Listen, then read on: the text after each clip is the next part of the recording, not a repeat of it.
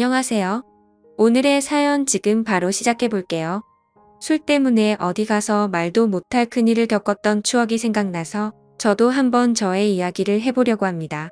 자랑할 만한 일은 아니기에 누구에게도 말한 적은 없는데 익명이 보장되는 이곳이라면 마음 놓고 이야기를 해도 걱정이 없겠네요.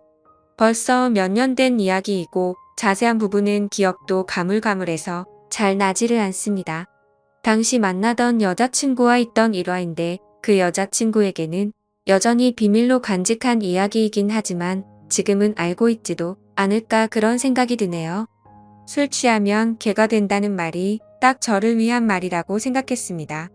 그때는 술 잘 마시는 게 자랑거리고 멋진 거라 생각했던 철없던 시절이었기 때문에 보통 한번 술을 마시기 시작하면 다음 날에 필름이 안 끊기면 술을 좀 덜 마셨구나 생각할 정도로 틈만 나면 술 마시고 취하는 게 일상이던 시절이었지요. 아무튼 그 당시에는 지금 다니는 회사가 아니고 경력 쌓겠다고 들어간 회사에서 일을 할 때였는데 교통이 워낙 불편하던 곳이라서 회사랑 가까운 곳에 자취방을 구해서 지내고 있었습니다. 근처에 공장도 많고 땅값도 싼 지역이라 중소기업도 많이 위치한 지역이었습니다.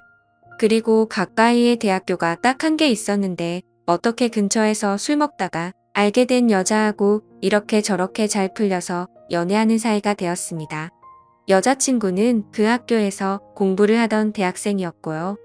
여자친구는 당시에 대학교 기숙사에서 지내고 있었는데 하루는 저희 집에서 신세를 져도 되느냐 묻더라고요. 안 된다고 할 이유가 없었지요. 잠은 한숨도 안 재울 거라고 준비 단단히 하고 오라고 너스레를 떨고 있는데 그것 때문에 저희 집에서 자는 게 아니라 저한테 부탁이 있다고 하는 겁니다. 본가에서 자기 이모가 놀러 오는데 자기가 기숙사다 보니 이모가 자고 갈 곳이 없다고 저희 집에서 신세 좀 져도 되겠냐고 하더군요.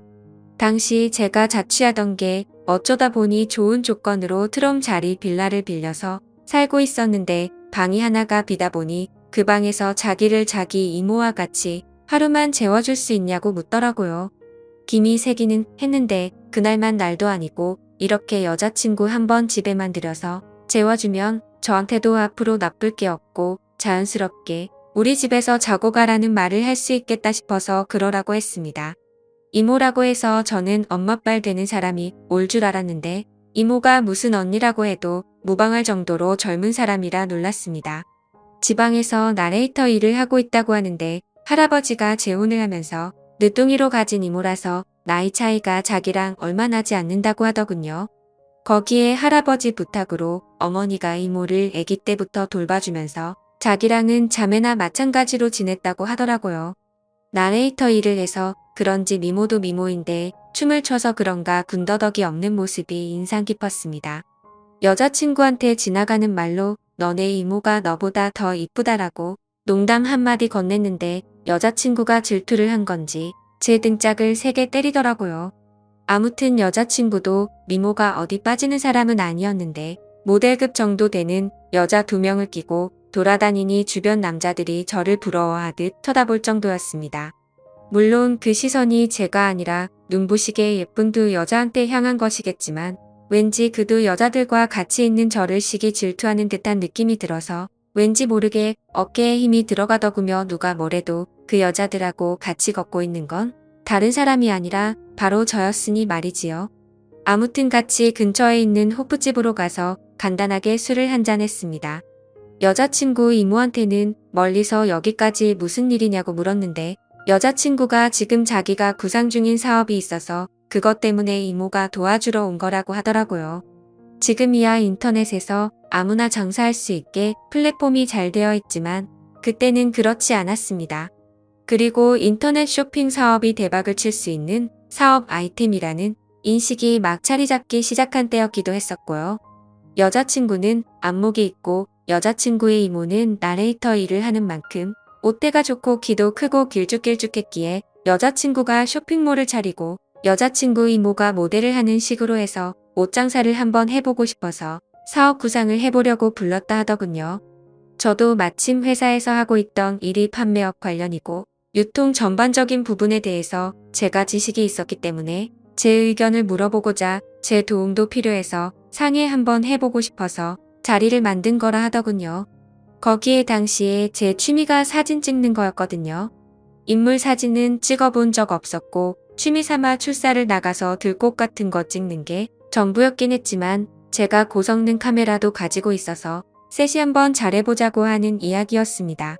아무튼 이야기가 본격적이게 되었는데 여자친구 이모도 나레이터일 때문에 알게 모르게 스트레스도 너무 많이 받고 힘들다고 해서 자기도 이 일에 긍정적이라고 하는 겁니다.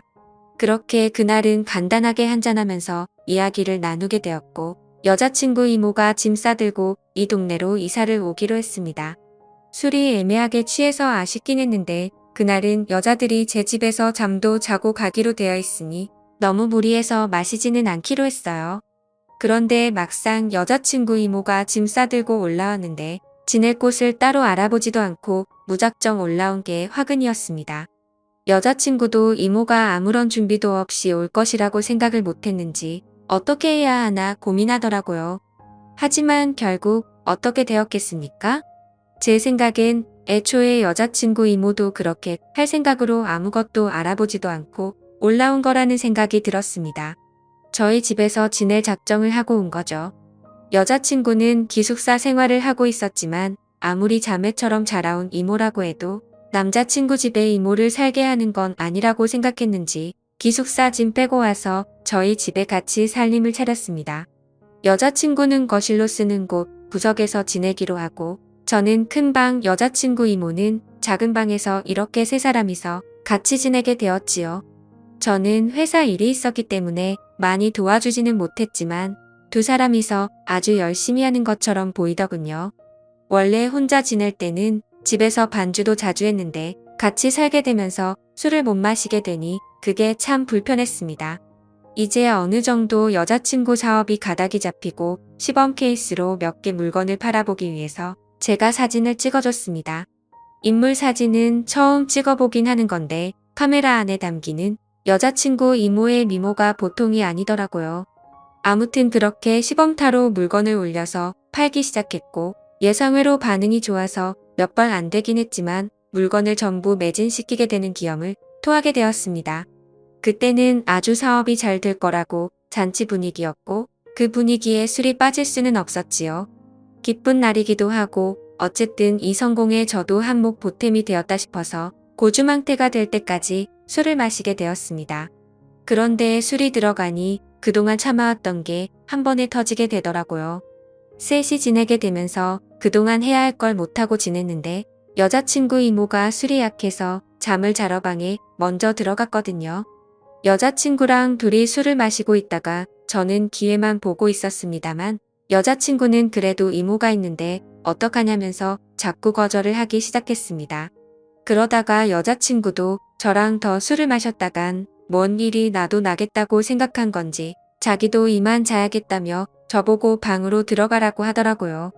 힘이 팍 세기도 해서 그냥 술이나 더 마셔야지 하는 생각이 들어서 여자친구한테 오늘은 내 방에 들어가서 자라고 했습니다. 그리고 혼자서 술을 더 마셨어요. 평소보다 긴장을 하고 마셔서 그런가 술이 잘 취하지가 않았는데 혼자 마시기 시작하니 순식간에 어지러워지기 시작하고 취기가 빨리 올라오더군요. 여자친구 이모랑 셋이 같이 살게 된 게 제 계획도 아니었는데 그것 때문에 아무것도 못하게 되었다니 속상하기도 하고 매몰차게 거절한 여자친구가 괘씸하기도 한데다가 술 기운도 오르기 시작하니 서운한 마음도 들더라고요. 그래서 이모고 뭐고 내 집에서 내 맘대로 해야겠다 생각해서 여자친구가 자고 있는 방으로 들어갔습니다. 여자친구는 저를 거절하는 듯 하더니 결국 저희는 숨을 죽인 채 밤을 지새웠죠. 그리고 그대로 잠든 것 같은데 아침에 머리가 깨질 것 같은 숙취에 일어나서 보니 제 옆에는 여자친구가 아니라 여자친구 이모가 있더군요. 이게 무슨 상황인가 싶었습니다.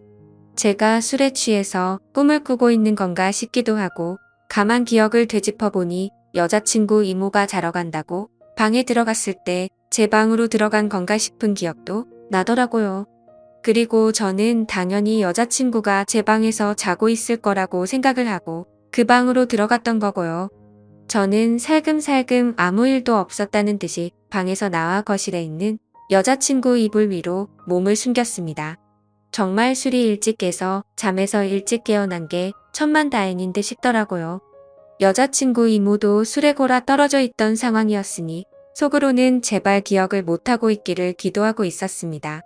첫 끝발이 개끝발이라고 잘 될 것 같았던 쇼핑몰 사업은 처음 매진을 기록했던 기점으로 그 뒤로부터는 거짓말같이 한 개도 팔리지 않게 되었고, 여자친구 이모도 나레이터 일을 할 때보다 돈을 못 벌고 있으니 흥미가 떨어졌는지 고향으로 돌아가겠다고 짐을 싸고는 돌아갔습니다. 그 뒤로 여자친구랑은 몇 달 더 만나다가 헤어졌는데 문득 그런 생각이 들더라고요. 여자친구 이모가 과연 흥미가 떨어져서 돌아간 건지, 아니면 그날의 일을 기억하고 있었고 여자친구한테 미안한 마음에 그냥 일을 접고 돌아가게 된 건지 말입니다. 진실은 그날의 일을 겪은 여자친구 이모만이 알고 있겠지요. 헤어진 뒤로는 당연히 소식도 들리지 않고 저도 회사를 옮기게 되면서 그 지역을 떠나오게 되었으니 살아는 있는지도 모르는 상황입니다. 그래도 가끔씩 그날의 일을 추억하면 정말 다른 것과 바꿀 수 없는 좋았던 젊음의 한 페이지였던 것 같네요.